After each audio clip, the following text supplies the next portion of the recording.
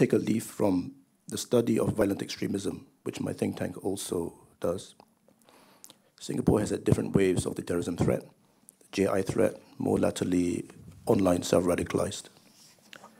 As you have pointed out within the last few days, Minister, the online self-radicalized are particularly tough nut to crack.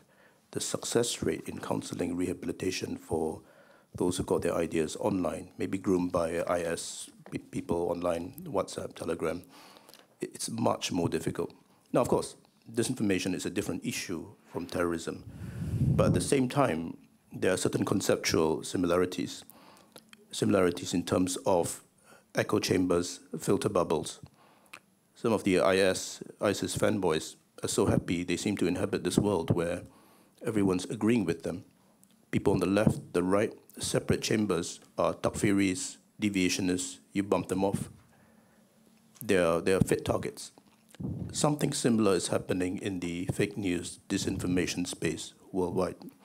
Again, to go back to the terrorism space, Singapore has a good track record at de-radicalization, rehabilitation.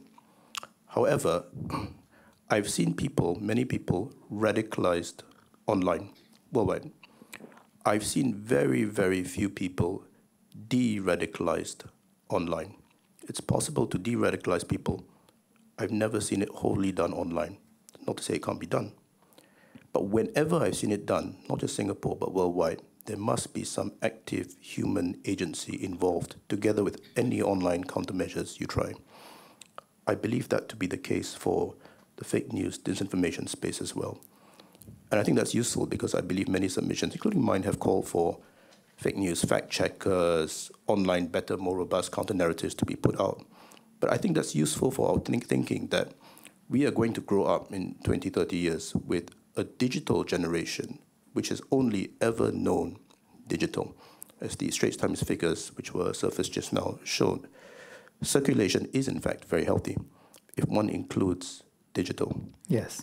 But I wonder whether if you look deeper at the issue, that brings with it risk as well. Ideas come into your head, you foment, you think, you get worked up, ideas go out. Absolutely. So I think this is going to be a big problem.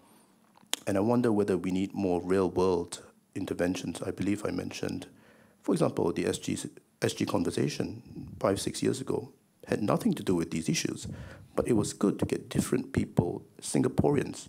I don't know you, I don't agree with you. You leave feeling I still don't agree. At the same time, this person's a Singaporean. I've been forced in the room to rationalize, to have discourse with him. Whatever we do eventually to fix the so-called fake news, disinformation problem, will certainly, in my view, have to have some level of real-world intervention.